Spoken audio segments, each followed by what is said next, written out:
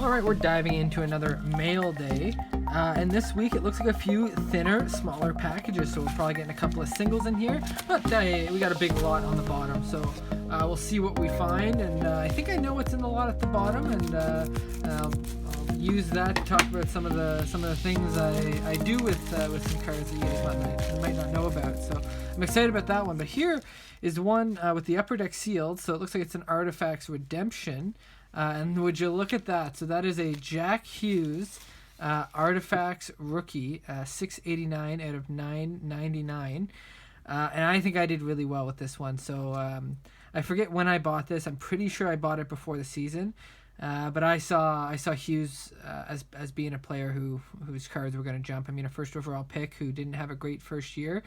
I think everyone's a little low on him, similar to Lafreniere right now, although Lafreniere's cards are still holding quite a bit of value. Hughes dropped, so I think I picked his up prior to the season, so I'll throw up right now what I got that for, and down below what that's going for now, but I think I did pretty well with that card, and you guys hopefully can see that. Oh, I'll put this on this side so you can see it in the light, but hopefully that's reflected in the card values too. I'm excited about that one. That's a nice first one to get, first overall pick. So next up, another single here. It's covered. So this is going to be a cool one because I think it's this was a PC purchase. So I'm pretty sure these are all U Sports, all players that have a U Sports connection. So I'm going to snip along the little tape here with my little mini scissors, and would you look at that? So we've got Matt Mahalik when he was with the Plymouth Whalers, and Dominic Graham when he was with the Drummondville Voltigeurs. But I'll update you first on Matt Mahalik, if I can get the tape off so it looks a little nicer. Scotch tape. Let's avoid using Scotch tape, my friends. So Matt Mahalik, I'll throw up what he did with U Sports, but he played at, I believe it was UPI for a little bit, and these are from the CHL. I forget, I think, were these post serial? No, there's no post on them. But and they're kind of got the dotted line ripped, so they might have been off of a cereal box. I wish it would say, but yeah, I remember pulling McDavid out of a cereal box, so I'll throw up a picture of that card of McDavid from the post cereal there. But I was hunting him back my first year at university and found him in a box of, I don't know what it was, puffs, some weird puffs. I don't think I ate the cereal. But yeah, Matt Mahalik, I'll show you what he's doing. And then Dominic Graham played 4 seasons with Nipissing, and then his last season last year with the GGs at University of Ottawa. And the University of Ottawa went to the OUA final that year. He was a really strong force for them, getting them there and getting them to nationals. And he probably would have put on a good showing had nationals not been affected by COVID. He never got in a game at nationals. They flew all the way down to Halifax, and it was a no-go. So unfortunate for Dominic Graham, that's how he ended his career. But a great goalie, great person nonetheless. And same with Matt Mahalik there. So very neat, good additions to the PC, and you'll be seeing them in a Sizzler Sensations very soon, and I'll throw up what that looks like on my Instagram feed. I like to showcase, because for those that don't know, U Sports is the new name, but the league used to be called the CIS, the Canadian Inter-University Sport, which wasn't a great name, so they changed it, but it made it so we could call them Sizzler. Sizzler players. So this is an encased card. I think I'm pulling. Oh yeah, and I want to mention it was also from the New Cards on the Block, which is a great name, and I couldn't find them on social media. So if you guys can find New Cards on the Block somewhere, let me know. I'll tag them. But this one, I think I'm gonna have to spoil it, but you can see already right over here. It is number 20 out of 75. It was one of the Canadian hobby exclusives. Great case and a one-touch there. So Tom Paquette, and I'll just reveal the card because I'm doing a terrible job of revealing it, but it's an out of 75 memorable seasons of Wayne Gretzky, which is just such a cool card. So number 189 from 2002. Upper deck, I think it was Series 1 or Series 2 that this card was in. Actually, no, it's Series 1 because it's card number 189. But I saw this card. I think I got it for about $20, maybe a bit less. I'll throw that up. Maybe a bit. No, I forget. It was right around. It was way less expensive than I thought it would be for a card of Wayne Gretzky out of 75. Just a beauty card. It looks like it's in great shape. So Wayne Gretzky memorable seasons. That's just an unreal card. I'm still blown away at what I got that card for, and I'm not sure if they'll be. They're definitely. I'm almost certain there won't be a recent purchase of this. So I don't know what I'll show you on the screen here, but I'll try and update on what that card value is now. But I think it's definitely a lot more than what I got that for. That's a prized one there. So diving into our next crop here. Let's see. Hey, okay. We've got, I wonder if this is just for the protection of the card on the front there. I don't remember buying Timo Solani, but let's see if I can get that off. Oh, I think, yes, I think I'm starting to remember this pack, or this lot I got. So I think this first card is a freebie. So we've got Timo Solani, the Pacific, from McDonald's. That's a cool card. And there's an Erik Karlsson here, a gold etchings, I believe it's called, from Tim Hortons. I forget which year this is. I'll show the back after because this is the coolest piece. When I saw these cards, I had to jump on getting one of them, and Pavel Bure was at a good price. But this is a dial. So you spin the dial. You can see him on the back there. Oh, it's kind of stuck. Oh no, I want to spin the dial. Oh no, oh, I'm gonna damage the card trying to spin it. Oh, this is why I got it. I wanted to see all the stats. So when I was a kid, I used to buy. I got into cards because I loved seeing the stats and reading about the players and learning. Okay, there we go. And learning all about the players from what was on the card. So for me, the stats are the ones are the reason I got into the hobby, and I didn't even know these cards existed. So you can spin them. I'll try and hold it closer there. So there's all his stats that season, or in his career, I think, versus that team, because it's showing quite a few games there. So there's the Kings. I'll stop it so if you guys want to have a look. I think we saw San Jose, so yeah, we're back to San Jose there. But just a super cool card. I don't know, like this stuff always impressed me. I love this kind of thing. So he led the NHL with 58 goals in 1999 and 2000. So just, I don't know, that's just such a sick card. And then you got the gold etchings there of Erik Karlsson from 1819. That's just, I had to, when I saw that going for, I don't think it was a lot, I'll throw that up on the screen. I just jumped on it. I think those other two cards, it was free combined shipping, so I might have jumped on those as well to add to the collection. But Bure was the big one I was looking for in that order, and the stat card. Just, I don't know, those unique cards are always I'm gonna be a sucker for them. So we got some vintage o-pee-chee here. So I'm gonna reveal the card on the back first. So it'll be the easiest. Oh, look at that. That's is that Kelly Rudy? No, yeah, Kelly Rudy. Yeah. So there's Kelly Rudy on the Islanders, and Brian Trottier on the back there. I'll see if I can pull these out. Oh, they're not in sleeves. So is Kelly Rudy a rookie? No. So these are from 87, so 86, or sorry, 87, 88. So Trottier and Rudy there. And then we've got Boreas Salming right on the front here, from the same series there. So Boreas Salming, Walt, let's look at the back here, sorry. Look at all those stats, man. I love the old school cards. So Salming, we got Walt I don't know how to say that, Podubny. Tony Tonti, he was a fighter back in the day there. There's Larry Playfair. I don't know if he's related to the other Playfairs, Jim, and those guys. Oh no, he's from New York, so I don't think he'd be related to any of the Canadian Playfairs. And then there's Jim Carson, who had some really great years with the Kings, and that looks like it's a rookie card of Jim Carson. I don't know if that's the case. If he had a card the year before, but I'll update you on what his cards are going for, or that card is going for. And same thing with Trottier here, might have some value. So I'll let you know what I got that for up top, and then what they're going for down below.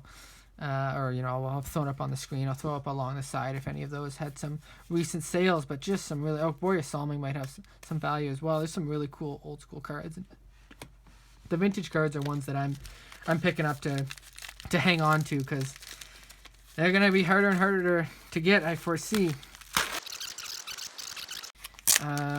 So Whenever I see Tiger Woods cards going for not too much, I like to jump on them. And look at that, he included a Mike Weir card. Oh, he must have saw I was Canadian. So turned pro in 1992, tour time of Mike Weir. This guy, let me find out what his info is so I can highlight him, because this is great. I think it was over here. Yeah, so down here, Cardboard Heroes. So he obviously saw I was from Canada and threw in a Mike Weir card. And then we've also got Nomo, Hideo Nomo. And I recognize the name of Hideo Nomo, but I'm not sure the significance of him. That might have just been a throw-in. But then we got a bunch of Tiger Woods cards here. So the backstory here is that I think everyone saw that that Tiger Woods rookie card that has a huge print run skyrocketed to, like, his PSA 10 was over $1,000, and the print run on those cards are crazy high. And so I'd watched. I'll link it in the top here. There was a video from I think it's Sports Card Investor, and I'm not really big into like the investing side of sport cards. I just like to. It's kind of like penny stocks for me. I like to see if I can mess around and maybe make a few bucks. But I picked up some of his inserts from that year. So there's just all these cool like leaderboard Tiger Woods, like all like there's a ton of different cards of tour time from that year. Turned pro in 96. And all right, I'm just gonna jump in here. These tour time Tiger Woods cards are actually, they only have a population of 806 in PSA 10, which is still quite a bit compared to that rookie card though that we were talking about earlier.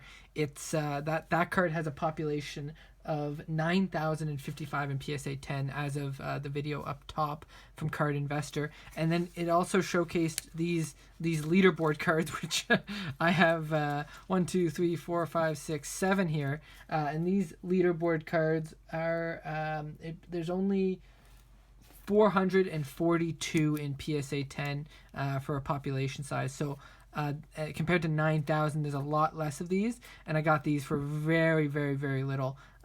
So if they end up having some demand, there's a good chance those will pop up quite significantly. And if I wait until Tiger Woods has a really weird spike like that last one, I might be able to profit pretty well off these. So that was just me picking up some cheap Tiger Woods cards. We'll jump back into the video now though. These have less print runs than the card that was going for $1,000, and it's technically the rookie year. And I know it's not like, but actually that card's not even his rookie card, because it's his rookie card is a Sports Illustrated card. So technically these ones are harder to find and are from the same season. And like SPA Tiger Woods, a base, that might be his second year card, 2002 maybe. Yeah, so this is a second year SPA Tiger Woods card. Like, I think these are going to start skyrocketing because they have a less print run. So as soon as like there's a demand for them at all, it's gonna like there's gonna be a price increase. So I'm happy sitting on Tiger Woods. I like it's gonna be hard for any golfer to surpass what Tiger has done in any sport really. Maybe a Serena Williams is the next best example, but Tiger Woods is his cards are just going to keep increasing. And I'll throw up what I got those for, but I didn't pay more than $3 for each of those cards, I don't think, if I'm not mistaken. So I thought, for a couple of bucks, I'll buy into the Tiger Woods hype on some cards that no one's really looking at instead of that crazy expensive rookie card. And I think I did pretty well. So I'll fast forward now through all of this.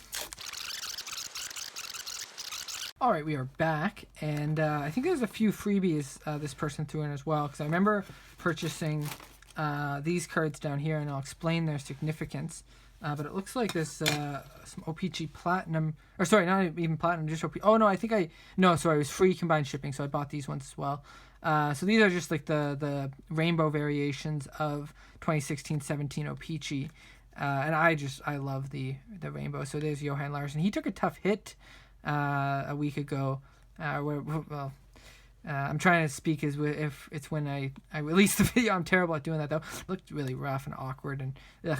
But yeah, there's Drake Kajula. I think he played with oh no, it's North Dakota. But yeah, so I was gonna say he played with Eichel at Boston University that year, but no, he was at North Dakota. But I think he played against them. I watched a lot of that tournament that year, and he was really good.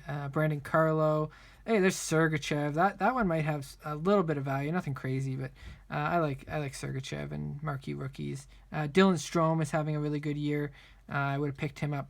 This would have been before the season. I was trying to find some more Dylan Strome cards, but just couldn't find the price I liked, and now I regret that because obviously he's having a great year. So Tyler Mott. Uh-oh.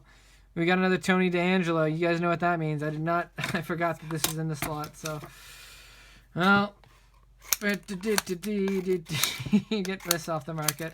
Make another donation to the Black Girl Hockey Club, and we'll throw that up on the screen now. But that's what we do with the DeAngelo cards. We just get them off the market. Who really cares about them, right? And then there's a Jacob Chikrin. He's been having a good season. And Puljujarvi, he's been lighting it up. They keep putting him with McDavid. It's hard not to put up points when you're with McDavid. I think we showed Mott. So Puljujarvi, another marquee rookie. So there's a few in there. I'll list up if there's some recent sales of those guys. But I don't think I paid much for that, so I'll put that on the screen as well. What I paid for it right now, and then what some of those cards are going for. And then these ones. So this was the reason I bought from this person, and they might not. I know people don't really put a ton of value in the stone walls, but I got all. I think there's 60 stone walls here of all these goalies, and there's a Carey Price in there. There's some good ones in here, but most of all, I'm going to link on the screen here. I do some cool things with cards, some of the lesser value, good-looking cards. So I'll throw up right now. This is a coffee table that I have in my living room right now that I made, and it's an epoxy table made with my favorite players from all the 31 teams. And there's some cool ones in there, and here's a epoxy table, a side table I made for a buddy who's a Red Wings fan, and this was my first one that I made, and it doesn't look as good because I was still trying to learn how to make them, but that's the first one I made, and that's a pretty cool one too. It's got some cool players on there. So I turned cards into some art pieces and some side tables and some cool ways of showcasing them. And I saw these and just like, they're all the same background, and it's all goalies. I know a ton of goalies who love collecting goalies, who love showcasing goalies. So I'll probably turn these into a table of some sort, or something that goes along the lines with the stone walled, and give it to a friend, or showcase it on the Instagram channel. So yeah, I don't really talk about the stuff I do with hockey cards and art and a lot, but that was one of the things, the tables. So yeah, those are the stone walls. I don't think anyone wants me to flip through 60 stone walls. I think you can check the checklist, but I think that's pretty much every stone walled. So that is today's break, a bit longer than the normal mail days. I hope everyone's cool with that. I just want to say thanks to everyone who gave me some advice on my 7 random rips. I'll link up episode 2 of 7 random rips there from last week. That's a fun series I'm really enjoying. I appreciate everyone giving me the advice and commenting, engaging. I love seeing what people think, what people are saying. So definitely appreciate that. But if you're new to the channel, definitely subscribe, and if you did like it, definitely hit the thumbs up. But I always get cringe when people beg for likes, so don't worry about it if you don't really care about likes and that sort of thing. But I definitely want to hear from you, so let me know what you think, and I appreciate you tuning in, and we'll talk to you very soon. Take care.